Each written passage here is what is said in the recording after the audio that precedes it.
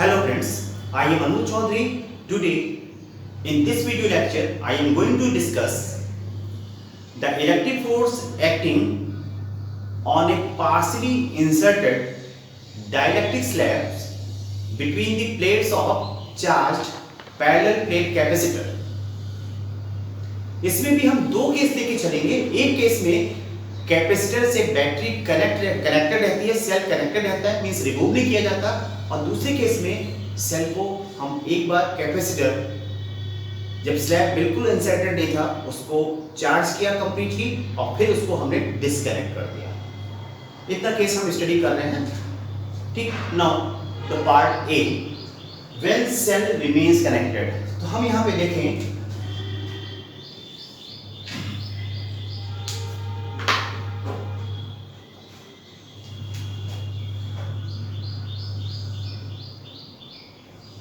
this is the parallel plate capacitor. It is connected to a cell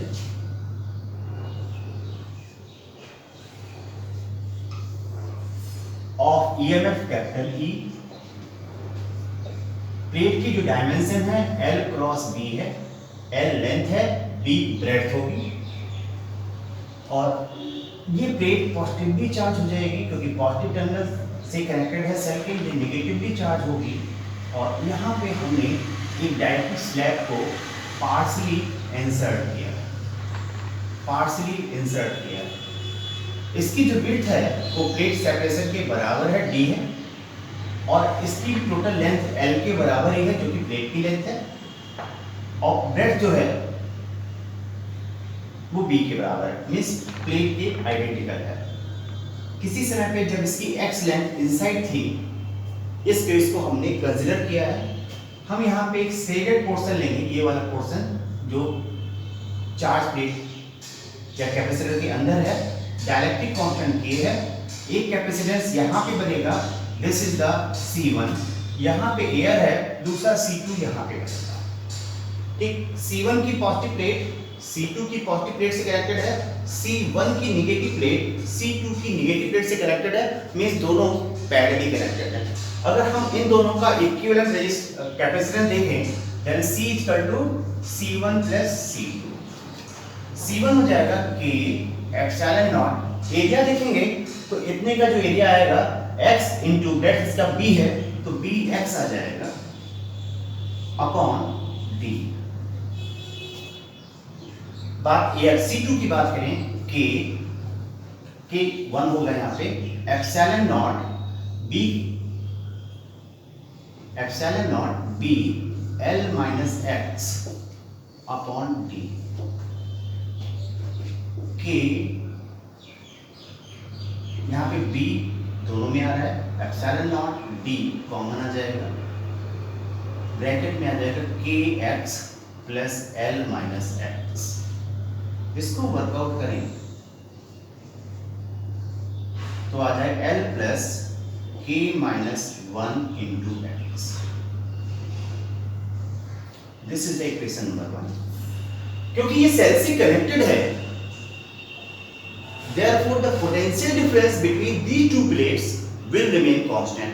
अगर capacitance change करेगा, potential difference क्योंकि change हो रहा है, इस वजह से ड्यू टू दिस रीजन जो चार्ज स्टोर होगा वो भी कैपेसिटर के चेंज होने के साथ साथ चेंज हो जाएगा। पोटेंशियल डिफरेंस सेल क्योंकि कनेक्टेड रह रहा है सेम रहेगा। Therefore energy stored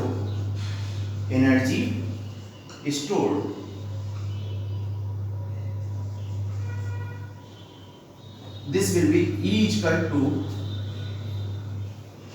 E stored is equal to half C into E square, here E है, is equal to half C epsilon naught B upon D L plus K minus 1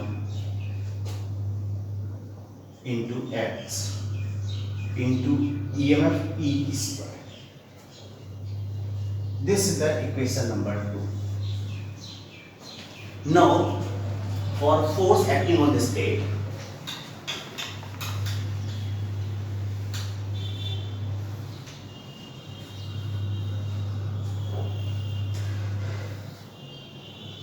capital F equal to DE by DX equal to, ये energy stored होना चाहिए, इसमें half epsilon not B और D constant होगा, E square भी count होगा, half epsilon not B E square upon D, D by D X L plus K minus 1 into X. It comes out to be half epsilon naught b e square by d.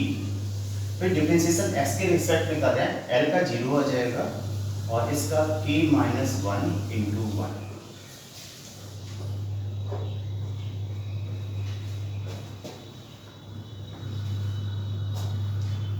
Then force comes out to be F equal to epsilon naught b e square upon 2d k minus 1. यहाँ पे अगर देखें epsilon naught constant है, breadth of the plate constant है, EMF of the cell constant है, distance between the plates is also constant, directly constant is constant. तो ये जो फोर्स आता है ये कांस्टेंट वर्क कर रहा है, कांस्टेंट वर्क कर रहा है. ये फोर्स इस पे, इसको हम एनालाइज करें, ये एंड पॉजिटिव प्लेट के पास है, यहाँ नेगेटिव चार्ज इंड्यूस होगा, इस साइड में पॉजिटिव चार्ज प्रोड्यूस होगा और एक रिलेटिव फोर्स इधर वर्क करेगा. ठीक, this force comes out to be constant. तो जब ये कंप्लीटली बाहर था, मींस इसके बाहर इस हैंड के इधर था, तो इस पर एक फोर्स इस डायरेक्शन में वर्क कर रहा होगा. ये जो रिलेटिव फोर्स वर्क कर रहा है वो इस स्लैब को अंदर लेके आता है. स्लैब को अंदर लाने में जो electric force which is acting on the slab is working here. ठीक, ये जो एनर्जी होती है वो इस पैरेलल प्लेट कैपेसिटर के अंदर स्टोर हो जाती है. इसलिए डायरेक्टली स्लैब जब कंप्लीटली इनसाइड इट होता है या पार्शली भी हो तो उसकी एनर्जी इंक्रीज कर जाती है. और दूसरे साइड से हम कहते हैं कि जब पार्शली इंसर्टेड भी है तो भी इसका कैपेसिटेंस बढ़ जाता है, इसलिए एनर्जी बढ़ जाती है. ठीक, दोनों ही बातें हमें पता होनी चाहिए. Now second case, part B, when cell is removed after charging the capacitor. Capacitor को चार्ज करने के रिमूव कर दिया.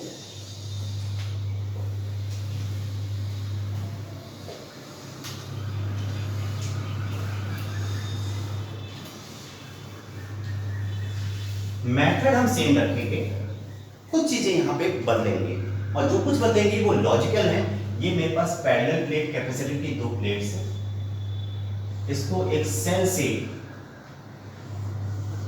यहां से हमने कनेक्ट किया था जिसका ईएमएफ ई है, डायमेंशन प्लेट की L क्रॉस B है. भाई ये प्लेट ऐसे रखी हुई है, लेंथ ऐसे आएगा और ब्रेड्थ इधर वाला, ये वाला हिस्सा ब्रेड्थ कहलाएगा. मींस ये लेंथ है, ये ब्रेड्थ है. ऐसे करेंगे तो लेंथ ये आ जाएगा, ब्रेड्थ ये आ जाएगा, क्योंकि अब यहाँ पे दिखाई दे देगा. ठीक, तो यहाँ पे पहले देखें capacitance of the capacitor when there is no directive slab, CA से रिप्रेजेंट कर रहे हैं. It comes out to be epsilon not A by D. Plates के बीच का सेपरेशन स्मॉल d है.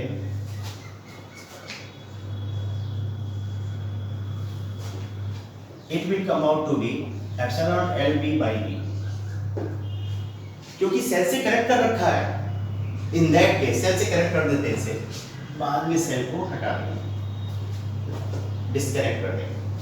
Therefore, charge on the capacitor CA into E, epsilon naught LB D into E. This is the equation number 1. इसके बाद हमने क्या किया है, स्लैब को इंसर्ट किया है. Suppose this is the slab, this is the slab, directly constant के यहां से यहां तक एंटर किया हुआ है. और स्लैब को इंसर्ट करने से पहले मैंने सेल को रिमूव कर दिया है, हटा दिया है. स्विच लगा के भी हम इसको स्विच को ऑन कर सकते थे, ठीक। This is the equation number 1। तो क्योंकि सेल से पहले से चार्ज कर दिया था तो इसके ऊपर जो चार्ज आ जाएगा वो कांस्टेंट हो जाएगा, क्योंकि वो कहीं जा नहीं सकता, चार्ज कांस्टेंट हो जाएगा। Therefore new capacitance when x length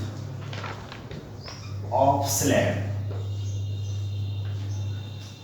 is inserted, जैसे पिछले पार्ट में किया था, the same method I am going to use।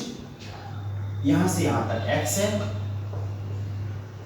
ये लेंथ l माइनस एक्स हो जाएगी। यहां पे हमने C1 सपोज किया था, यहां पे C2 सपोज किया था। C इक्विवेलेंट कैपेसिटेंस का C1 प्लस C2, C1 के epsilon not Bx upon D plus A epsilon not L minus x B upon D। इसको वर्कआउट करें तो epsilon not B by D बाहर आ जाएगा, epsilon not B by D bracket में Kx plus L minus x. It comes out to be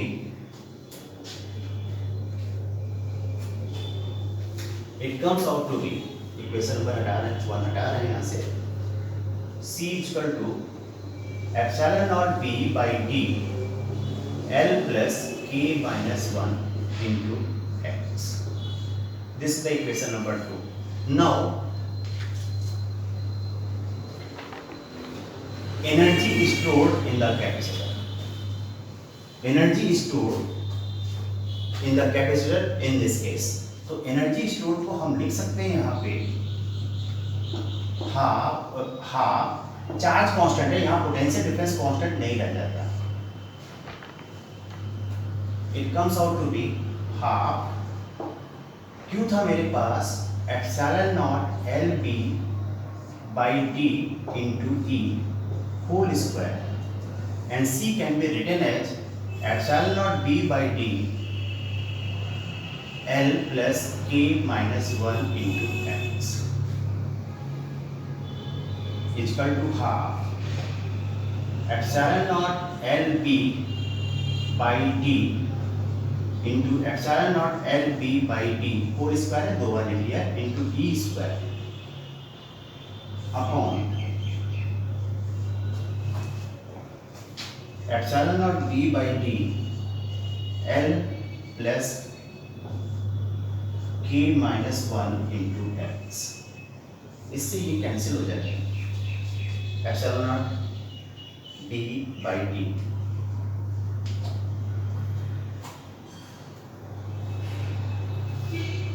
now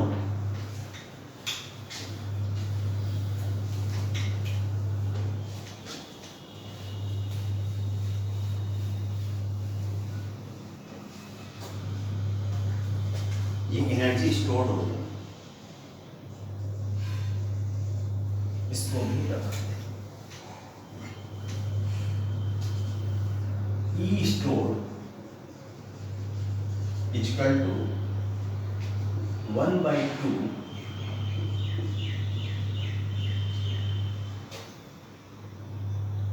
epsilon not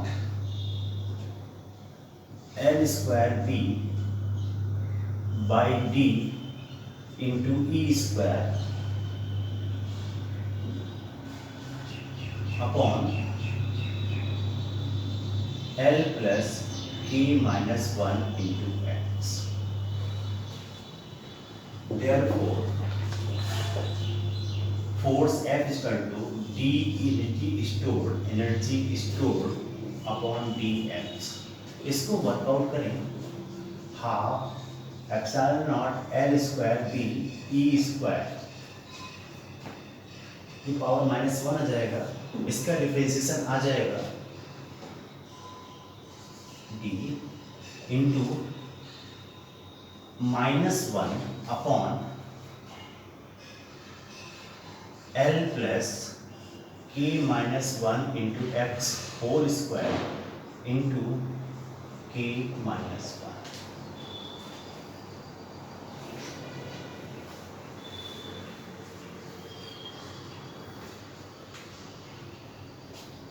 equal to epsilon not L square B E square upon 2d minus sign के साथ और k minus 1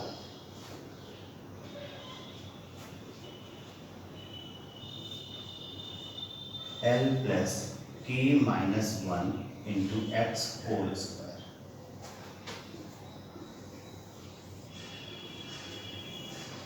यहां पे force negative आ रहा है, reason ये है x increase करेगा फोर्स डिक्रीज करेगा, मींस जैसे जैसे स्लैब की अधिक से अधिक लेंथ पैरेलल प्लेट कैपेसिटर के अंदर जाएगी, जो फोर्स वर्क करेगा स्लैब के ऊपर वो डिक्रीज करेगा। माइनस साइन इस बात को इंडिकेट कर रहा है। क्लियर? यहां पे कुछ चीजें और इसके साथ समझना जरूरी है। ठीक, देखते हैं।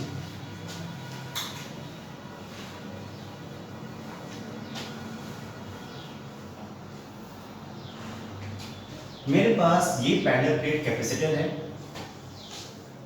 सेल को कनेक्ट कर रखा है, डाइलेक्ट्रिक स्लैब यहां पे कहीं पे जस्ट एंटर करने वाली पोजीशन पे मान लेते हैं।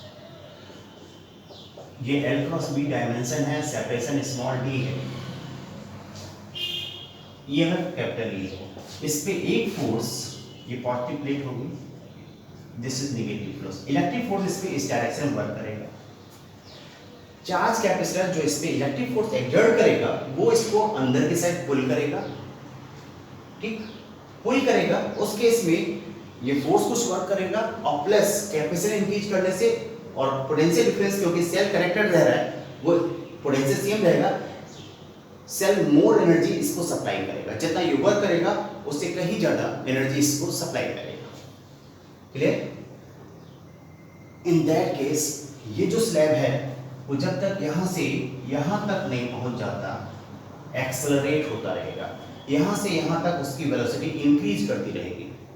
जब दिस एंड यहां पहुंचेगा तो ये वाला एंड इस पॉइंट पे आ जाएगा। इस केस में ये पैरेलल प्लेट कैपेसिटर के बीच की टोटल स्पेस को ऑक्युपाई कर लेगा, लेकिन इस केस में यहां पे इसके पास कुछ काइनेटिक एनर्जी आ चुकी होगी। इस काइनेटिक एनर्जी की वजह से ये बाहर की तरफ जाएगा जब तक कि काइनेटिक एनर्जी जीरो ना हो जाए।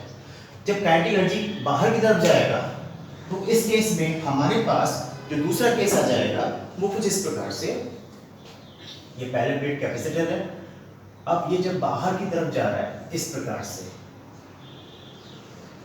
तो इस पे फोर्स अपोजिट डायरेक्शन में वर्क करना स्टार्ट कर देगा। इसकी वजह से इसकी वेलोसिटी लगातार कम होती जाएगी और जब ये कंप्लीटली बाहर आ जाएगा तो इसकी वेलोसिटी जीरो हो जाएगी। फिर वो फोर्स इधर काम कर रहा है उसकी वजह से फिर अंदर आना चालू होगा। इस प्रकार से ये कैपेसिटर, ये डायरेक्ट स्लैब कैपेसिटर की प्लेट के बीच में to and fro motion, oscillatory motion करेगा। ये एसएचएम नहीं करेगा। एसएचएम ये इसलिए नहीं करेगा क्योंकि सिंपल हार्मोनिक मोशन में जो फोर्स होता है वो कांस्टेंट नहीं होता है, वो लीनियरली वेरी करता है। A is proportional to -y। ठीक, इस कंडीशन को ये फॉलो नहीं कर रहा है, इसलिए सिंपल हार्मोनिक मोशन ये नहीं करेगा। यहां पे हमने देखा जो फोर्स काम कर रहा था capital F equal to epsilon not b by 2d e square k minus 1। Epsilon not b 2d bracket k minus 1 into e square. e जहां पे सेल का EMF है। नाउ एक्सेलरेशन को अगर हम फाइंड आउट करें तो उसको मास से डिवाइड कर देंगे। ठीक है? यहां पे जब ये कंप्लीटली आउटसाइड है u इक्वल टू 0 होगा। इनसाइड तक जाने में जितना समय लेगा उतना ही बाहर आने में समय लगेगा, लौटने में समय लगेगा, फिर इस पोजीशन में मींस हम यहां से यहां तक जाने का समय निकाल लें, उसका 4 टाइम कर लें, इसका टाइम पीरियड आ जाएगा। तो यहां पे u इक्वल टू 0 जो कंप्लीटली आउटसाइड है, s इक्वल टू l। ठीक, हमें पता है s equal to ut plus half at square. l equal to, ये तो 0 हो जाएगा, half a epsilon not b e square by 2md। a की वैल्यू है k minus 1, epsilon b square upon 2md into k minus 1 into t square. यहाँ से हम workout करें तो टी स्क्वायर आ जाएगा 4LMD upon epsilon not B E square के -1। यहाँ से स्क्वायर रूट हटाएं, स्क्वायर है स्क्वायर रूट आ जाएगा। Now the total time period is equal to 4 times to this time।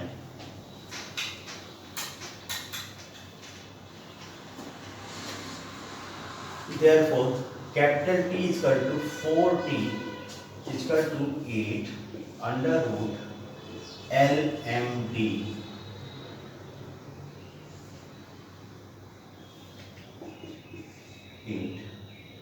upon epsilon naught B E square K -1।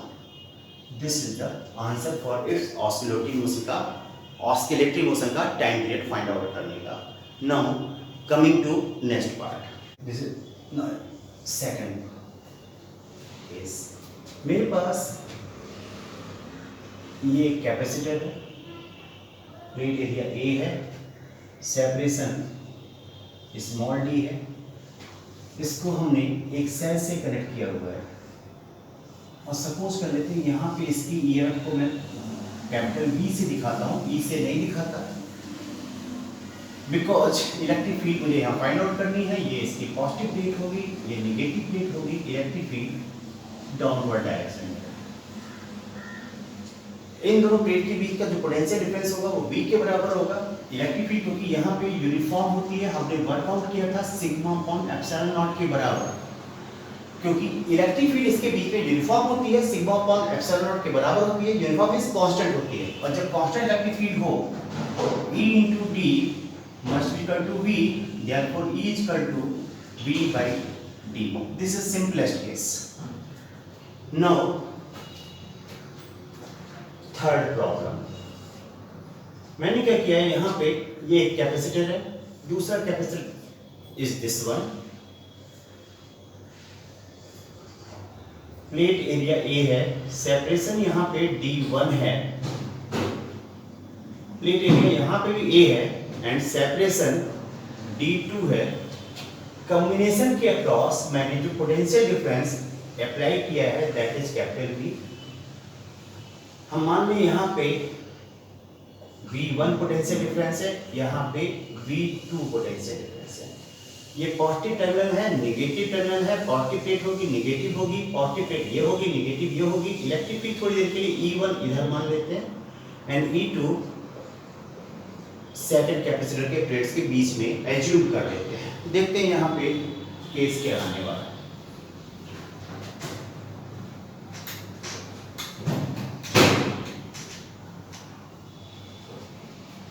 Now total V is equal to V1 plus V2, ठीक, is equal to E1 into D1 plus E2 into D2। This is the first equation. क्योंकि दोनों series में है, same charge flow करेगा, therefore जो sigma होगा, sigma दोनों case में प्लेट एरिया दोनों का सेम है, तो यहाँ पे सिग्मा 1 और सिग्मा 2 आपस में इक्वल होगा, और वो sigma 1 equal to sigma 2 equal to charge upon plate area. Therefore जो इलेक्ट्रिक फील्ड E1 होगा वो E2 के बराबर होगा, और इसको हम लिख सकते हैं E1 E2 को sigma upon epsilon not that is Q upon epsilon not A। ठीक, ये दोनों इक्वल हैं, मुझे केवल इसी से मतलब था, तो E सपोज कर दिया, से कर दिया सब। Therefore V is equal to ED1 plus ED2, ED1 plus D2, और E is equal to, और it indicates E is equal to V upon D1 plus D2। ठीक, ये मेरा कंक्लूजन है। बस इसमें ध्यान ये रखना है दोनों का प्लेट एरिया सेम होना चाहिए। नेक्स्ट पार्ट में प्लेट एरिया में चेंज करूंगा।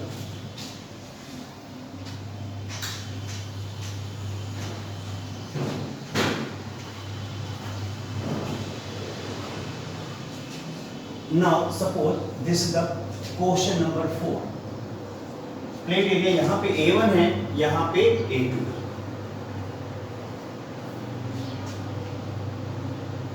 Then total V can be written V1 plus V2 this, और इसको लिखा जा सकता है E1 B1 plus E2 P2। This is the equation number 1। E1 को लिखा जा सकता है sigma 1 upon epsilon not, Q same रहेगा epsilon not A 1। E2 sigma 2 upon epsilon not, यहाँ पे चार्ज डेंसिटी, चार्ज सेम रहेगा, charge density sigma Q upon epsilon A2 होगा। यहाँ पे charge density sigma 1 equal to, charge तो same है, Q upon A1 होगा। It comes out to be Q upon epsilon naught A2. Therefore, E1 upon E2 divide कर दें इसे तो मेरे पास Q से Q कैंसिल हो जाएगा, epsilon से epsilon naught A2 by A1 आ जाएगा। It indicates that E1 is equal to A2 upon A1 E2। इसकी वैल्यू को मैं यहाँ रख दूँ इक्वेशन नंबर 1 में। Then V is equal to, इसको इक्वेशन नंबर 2 सपोज करो। E1 को मैंने लिखा A2 upon A1 E2 plus E2 D1। E1 की जगह पे E1 इक्वल टू दिस वक्त मैंने यहाँ पे लिख दिया D1 plus E2 D2। It comes out to be E2 common ले लें, A2 upon A1 D1 plus D2।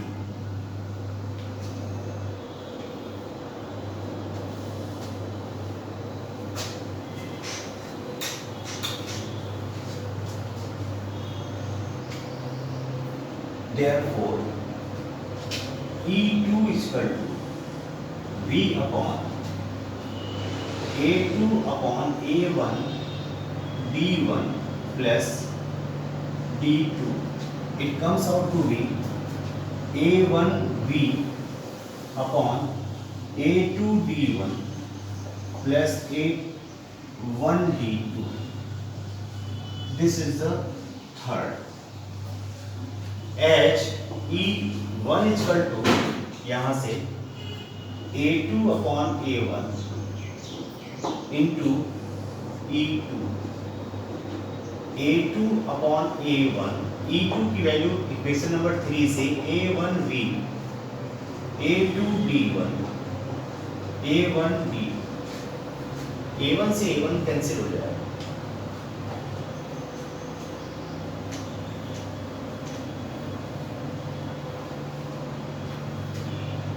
Therefore, E1 is equal to A2V upon A2D1 plus A1D। This is the equation number 5। ठीक, ये कई बार question में, कुछ difficult question में जब हम एंट्रेंस लेवल की क्वेश्चन वर्कआउट करते हैं वहां पर इसका यूज किया जाता है। और मैंने देखा है कि बच्चों को इलेक्ट्रिक फील्ड निकालने में प्रॉब्लम होती है। यूज कैसे किया जाता है, सपोज करिए कि मैंने यहाँ पे भी पोटेंशियल डिफरेंस दे दिया और इसके बीच में यहाँ पे कोई m मास की बॉडी, चार्ज बॉडी रख दी और ये पूछा कि इसका मैक्सिमम मास कितना हो, इसका मास कितना हो सकता है जो कि यहाँ पे इक्विलिब्रियम है, या मास दे दिया और कहा ये इक्विलिब्रियम है, कितना पोटेंशियल डिफरेंस अप्लाई करें, बाकी कंडीशन दी होगी, तो वहाँ पे इसका यूज करते हैं और क्वेश्चन हमसे जल्दी वर्कआउट हो जाते हैं। Now fifth question.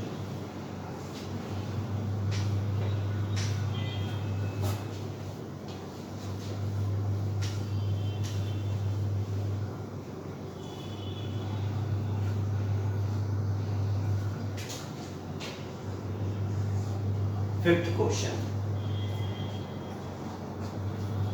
मैं एक सर्किट की स्टडी करता हूँ।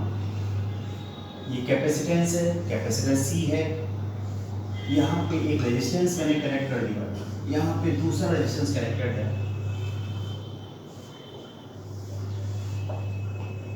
ई पोटेंशियल है, हमें जो है कैपेसिटर पे चार्ज निकालना है और एनर्जी स्टोर निकालना है। ठीक, पोटेंशियल डिफरेंस भी हम कह सकते हैं, हमें पता है ये पॉजिटिव टर्मिनल होगा, नेगेटिव टर्मिनल होगा। डीसी सेल में, डीसी सर्किट में जहां सेल कनेक्टेड हो, जिस ब्रांच में कैपेसिटर कनेक्टेड होता है, स्टेडी स्टेट या कांस्टेंट स्टेट कंडीशन में उस ब्रांच में कोई भी करंट फ्लो नहीं करती। मींस करंट अगर आई फ्लो कर रही है तो इस प्रकार से पास होगी। इस कैपेसिटर के क्रॉस जो पोटेंशियल डिफरेंस होगा, अगर हम उसको V सपोज कर लें, वो इस रेजिस्टेंस जो कि R1 है इसको R2 सपोज कर लें, R1 के क्रॉस जो पोटेंशियल डिफरेंस होगा वही कैपेसिटर के क्रॉस अपीयर करेगा, क्योंकि दोनों आपस में R1 और कैपेसिटर आपस में पैरेलल है। तो यहाँ पे करंट निकाल लें, इसमें कोई करंट फ्लो नहीं कर रहा है अंडर स्टेडी स्टेट, ये चार्ज हो चुका है, इसमें कोई करंट फ्लो नहीं करेगा, तो I इक्वल आ जाएगा EMF E upon R1 plus R2। ये दोनों ही सीरीज में होंगे, जो करंट यहाँ जाएगा वही करंट बिना डिवाइड हुए इससे पास होगा। ठीक है, यहाँ पे करंट I जा रहा है, यहाँ पे I जाएगा, और यहाँ पे अगर I1 कह देंगे 0 रहेगा हमेशा। तो V जो हो जाएगा वो IR1 के बराबर होगा, R1 upon R1 plus R2 into E। मुझे कैपेसिटर का पोटेंशियल पता चल गया, Q इक्वल टू CV होगा R1 upon R1 plus R2 CE। दूसरा एनर्जी स्टोर की अगर हम बात करें तो ये half CE half CV square, जो V is the potential which is appearing across the capacitor. यहाँ पे हमने V सपोज किया, V को ये वर्कआउट कर लिया है, और यहाँ पे इसको अगर हम वैल्यू लगाते तो एनर्जी स्टोर करके आ जाएगा C इतना ही रहेगा, V square R1 square E square upon R1 plus R2 whole square upon 2।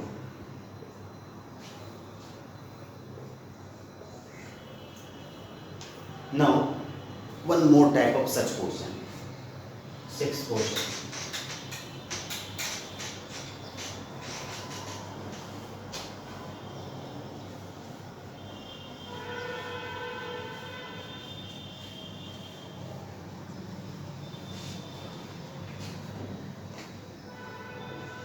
Sixth question. Suppose there are these two capacitors connected to a cell of EMF capital E, and this is the resistance R1, this is the resistance R2, and this is the resistance R3. Capacitance C1 and this is C2. हमें capacitor के cross potential difference निकालना है, capacitor पे charge निकालना है, और energy store जो इससे पहले वाले पार्ट में किया था। यहां से अगर I करंट फ्लो करती है, इधर जो आ जाता है कैपेसिटर वाली ब्रांच में, क्योंकि यहाँ कैपेसिटर फुल्ली चार्ज है स्टेडी स्टेट कंडीशन में, जहां पर हम कैलकुलेशन करने जा रहे हैं या कर रहे हैं, तो यहाँ पे I1 0 होगा, तो यहाँ 0 करंट जाएगी, तो टोटल करंट यहाँ पे जाएगी। ये पॉजिटिव ये नेगेटिव, इस ब्रांच में करंट I3 मान लेते हैं 0 होगा, तो ये जो I करंट यहाँ पहुंची वो इधर नहीं मुड़ेगी, I4 मान लेते हैं ये 0 होगा, क्योंकि अगर यहाँ मुड़ेगी या तो इधर जाएगी या इधर जाएगी, दोनों तरफ ब्लॉक्ड है, क्योंकि कैपेसिटर इनफाइनाइट रेजिस्टेंस ऑफर करता है डीसी सर्किट के लिए। यही करंट यहाँ चली जाएगी। मींस क्या हो गया, इसमें करंट 0 है, तो इस पॉइंट का potential, this is the point suppose A and this is the point B, A और B का पोटेंशियल सेम हो गया। मींस नाउ C1 पैरेलल हो गया R1 के, C2 पैरेलल हो गया R2 के, करंट इसी में फ्लो करेगी और R1 और R2 दोनों सीरीज में होंगे। Now I is equal to again E upon R1 plus R2, V1 C1 के क्रॉस आ जाएगा I R1 R1 upon R1 plus R2 into E, V2 equal to IR2, ये V2, V1 इसके cross potential difference and V2 is a potential difference across R2 resistance. Then it comes out to be R2, R1 plus R2 into E. Charge की अगर बात करें तो Q1 C1 capacitor पे C1 V1 के बराबर हो जाएगा और ये आ जाएगा C1 R1 E upon R1 plus R2।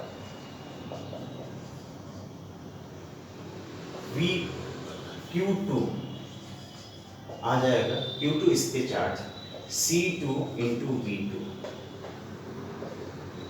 C2 R2 E upon R1 plus R2। Now energy store की बात करते हैं, वहीं से भी पता चल जाता है। एनर्जी स्टोर की बात करें तो E1 की बात करें, C1 पे energy half C1 V1 square इसका टू हाफ C1 V1 को लिखा जा सकता है R1 upon R1 plus R2 whole square into E square. Similarly E2 जो हमारे पास आ जाएगा half C2 V2 square equal to half C2 R2 upon R1 plus R2 whole square into E square. ठीक, ऐसे क्वेश्चन अक्सर 12th board examination में हमसे पूछ लिए जाते हैं, क्योंकि हमने इसको वर्कआउट नहीं किया होता है, हमें डिफिकल्टी आती है। इसी वजह से हर साल हम ये र्यूमर सुनते हैं कि पेपर बहुत डिफिकल्ट आ गया फिजिक्स पे और उससे मार्क्स अवॉर्ड किए जा रहे हैं। ऐसा कुछ भी नहीं है, मेहनत करके जाइए, सिंपल चीज़ है, एक बार टाइम दीजिए, समझ में आ जाएगा। कहीं पर भी कोई क्वेश्चन ज़्यादा डिफिकल्ट, थ्योरी ज़्यादा डिफिकल्ट लग रही है, उसे एक बार, दो बार, तीन बार देखें ना, थोड़ा सा ट्राई करें, you will get all the things to be very easy. ठीक, for the today class now I think it is sufficient. In next class I am going to take next topic that is called electric current.